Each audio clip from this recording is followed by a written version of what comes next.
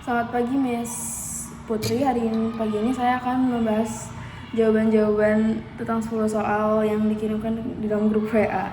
Jadi soal pertama itu jelaskan proses terbentuknya kelompok sosial. Jadi kelompok sosial itu terbentuk melalui interaksi sosial antara individu yang memiliki tujuan, kepentingan, dan nilai bersama. Proses itu terjadi melalui bisa kontak sosial, jadi kayak individu saling berhubungan atau bertemu. Lalu komunikasi itu terjadi pertukaran informasi dan pemahaman, dan timbul kesadaran bersama, kayak muncul rasa memiliki tujuan serta identitas kelompok. Lalu pertanyaan nomor 2 ini jelaskan perbedaan antara kerumunan dan publik serta berikan masing-masing 2 contohnya.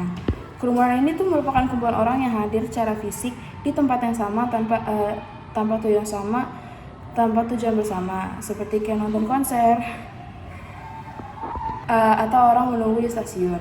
Lalu yang nomor 2 itu publik. Publik itu sekumpulan orang yang tidak harus hadir di tempat yang sama, tetapi terhubung oleh minat atau isu tertentu, seperti membaca koran, pendengar radio, atau nonton bareng bola, seperti kayak gitu. Lalu perbedaan nomor 3 itu perbedaan Gemeinschaft dan Gesellschaft. Gemeinschaft itu merupakan kelompok dengan hubungan yang erat secara pribadi dan emosional, dan berdasarkan tradisi seperti keluarga atau masyarakat desa. Lalu yang kedua tuh Gesellschaft itu merupakan kelompok dengan hubungan rasional, impersonal, dan berdasarkan kepentingan seperti organisasi perusahaan atau asosiasi bisnis. Lalu nomor 4 itu pertanyaannya jelaskan tujuan pembentukan organisasi sosial dan berikan 3 contoh organisasi sosial yang kamu ketahui. Tujuannya itu menurut saya untuk memenuhi kebutuhan anggota dan menyatukan kepentingan serta mengatur aktivitas bersama dan mencapai tujuan tertentu. Contohnya itu Karang Taruna, Palang Merah Indonesia, atau Pramuka. Lalu nomor 5 itu pertanyaannya jelaskan menurut pendapat saya mengenai perbedaan partikularisme kelompok dan eksklusivisme kelompok. Partikularisme kelompok itu merupakan sikap mengutamakan kepentingan kelompok sendiri dibanding kepentingan umum. Lalu eksklusivisme kelompok itu merupakan sikap menutup diri dan tidak mau menerima anggota dari luar kelompok. Lalu nomor 6 itu pertanyaannya faktor-faktor pendorong dinamika kelompok sosial yang berasal dari luar dan dalam. Dari dalam itu menurut saya adalah kebutuhan anggota, konflik internal, kepemimpinan, dan tujuan kelompok.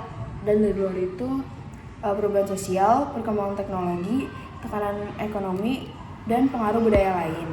Lalu pertanyaan nomor 7 itu bagaimana saya bersikap kritis terhadap keanekaragaman dan perubahan kebudayaan.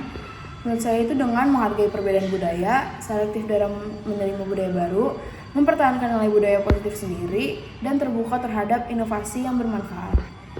Nomor 8 itu pertanyaannya jelaskan masing-masing 3 ciri masyarakat perkotaan dan masyarakat perdesaan.